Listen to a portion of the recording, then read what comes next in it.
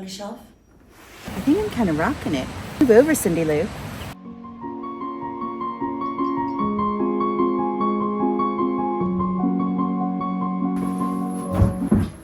I am feeling very sad today.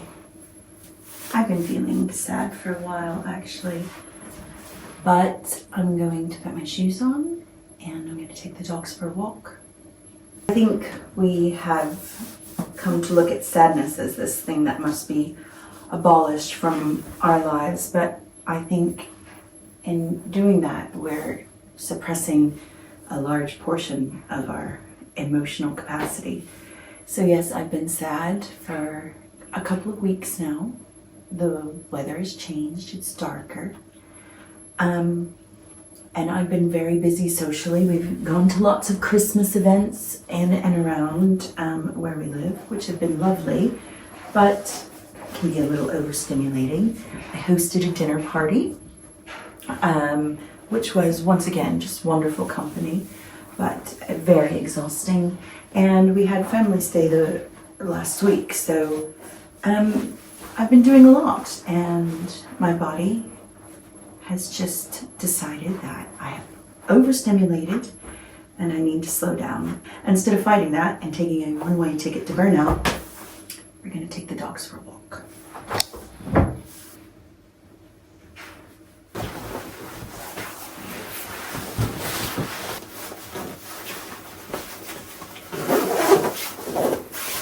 Come on, baby.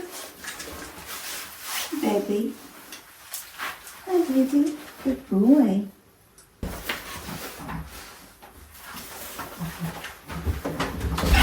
Come on, let's go for a walk. Come on.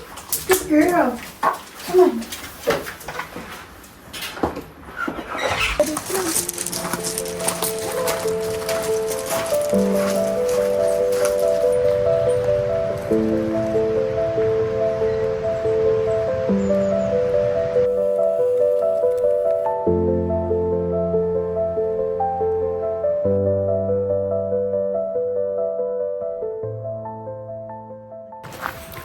I don't think I'm the only one that gets down around this time of year.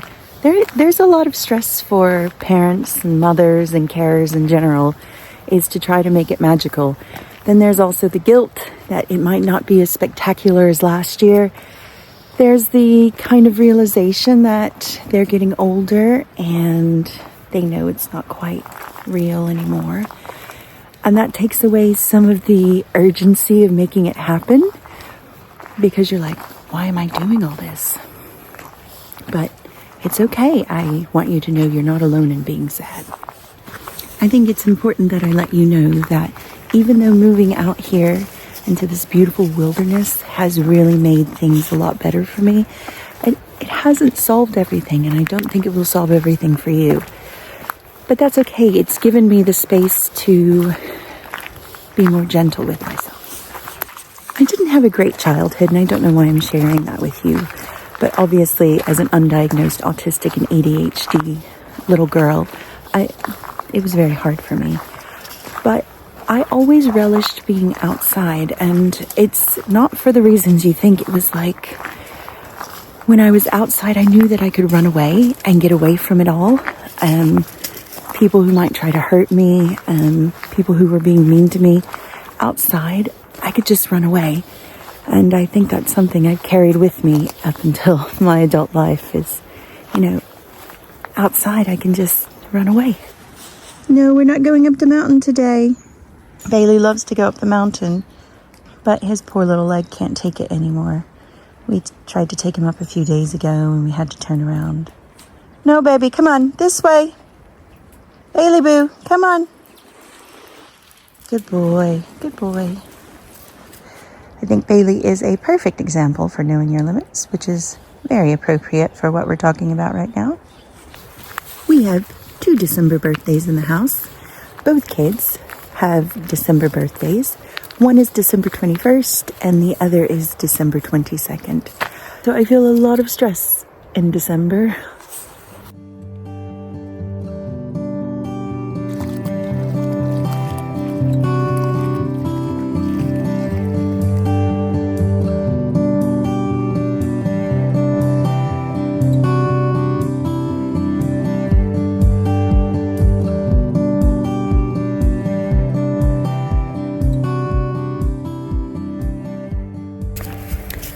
I think my husband and I have felt a little disconnected from Christmas for a few years now. What has really helped is that we like to make a lot of our gifts, so I make a lot of hats. Oh, someone said they wanted to see all of the hats I was doing for the school, so I'll show you that. And yet making the gifts has made us feel a little bit better, but then always at the last minute we're like, oh, we have to buy something. This year we're trying really hard not to.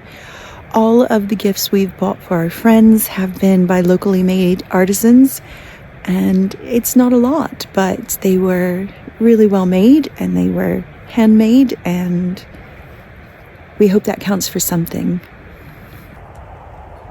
Can you hear the car on the other side of the lock? Isn't it funny that when we lived in London, like the cars became background noise, and here it's really, really noticeable when there's someone driving.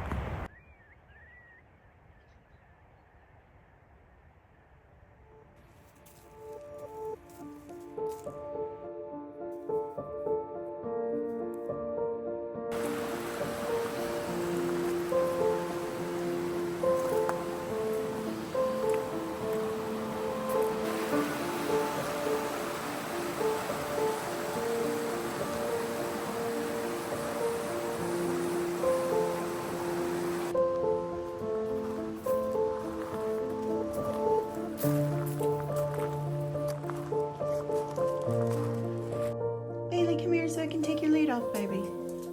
Good boy. So I've gone for a walk and I'm still not happy, but that's okay. But I thought I would show you some of the things I did for the dinner party on Friday. This was a very easy centerpiece I made, but as you can see, we have burned out all the candles, so I thought I would remake it for you real quick.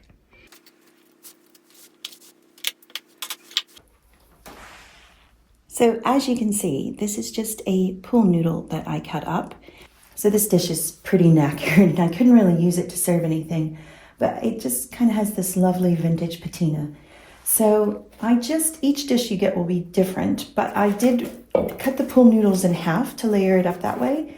And on the top layer right there, I have cut a hole. But the other three candles, or the other two candles rather, kind of, and that's a pretty good hold, see, will fit in between this one and this one right here.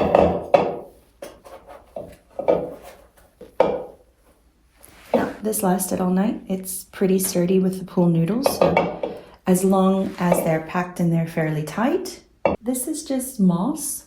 You can collect your own, but I reuse this every year. I bought it a few years ago. And I just like the kind of mossy look for Christmas.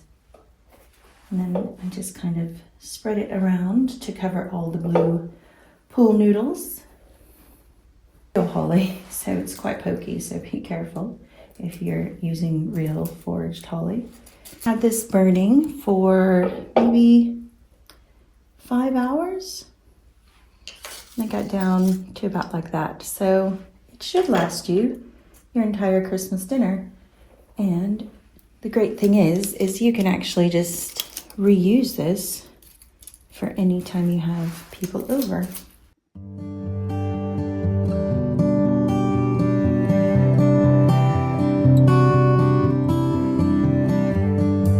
So this little area is basically a walkthrough, but I cannot tell you how much use this couch gets here. Kids wait for the car to go to school here. We wait for people to come down the stairs when we're getting ready to leave. So it's actually really used. So I created this really gargantuan vase moment here going on the table. And I'm just not sure I like it. I think it competes with the scale of the lamps.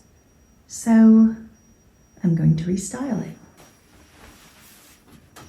Oh, that's heavy.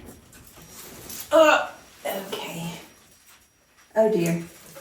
Oh dear. Oh no. This is not going as planned. This is why we have the cartwheel rule.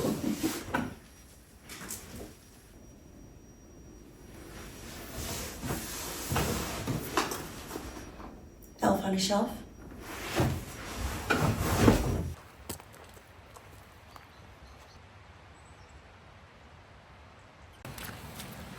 I just asked my husband if this hat made me look like I belonged in Whoville, and he looked me dead in the eye and said, yes. But I think I'm kind of rocking it. What do you think? Move over, Cindy Lou.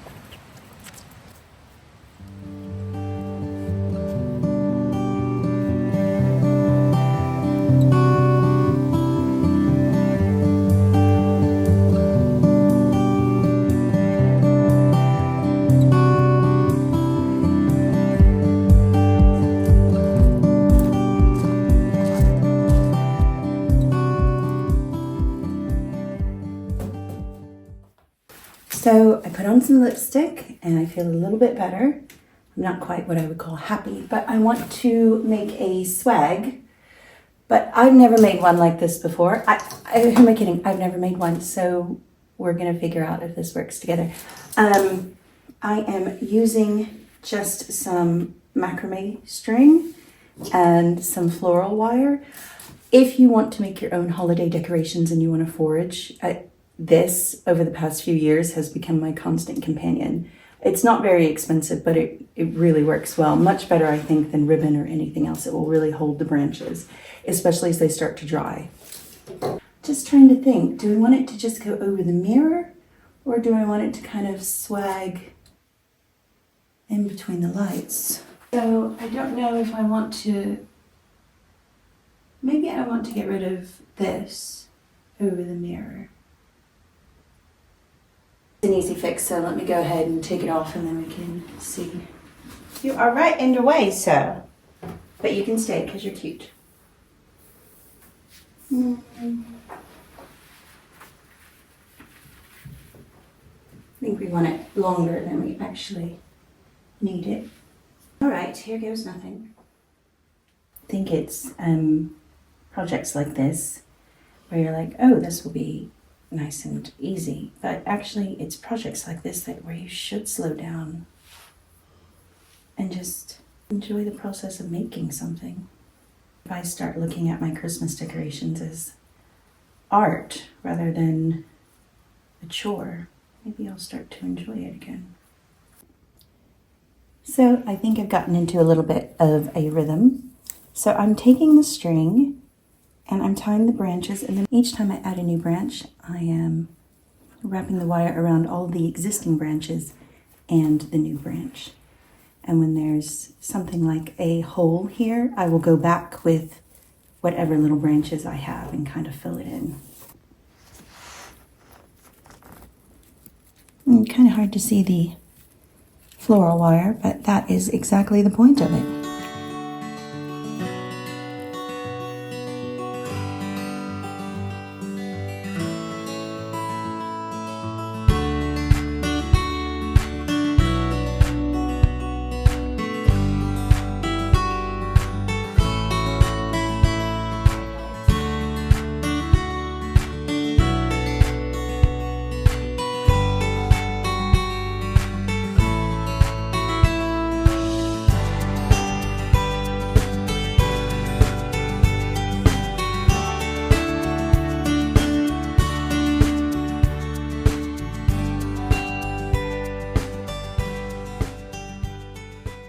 I'm still not quite happy, but I'm not as sad as I was this morning. But I've done everything that the experts have said. I have showered, I have drank lots of water, gone outside for a walk, I did something creative. And so now I'm going to sit down and do something mindful, which is continuing to crochet the 40 some odd hats I need to do for my daughter's school. I'm up to 30 though.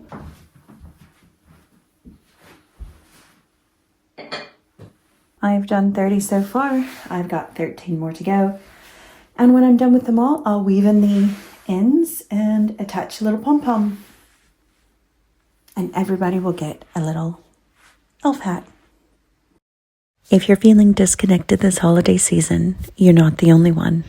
I hope that you found some support. Thank you for watching. All right, until next time, guys.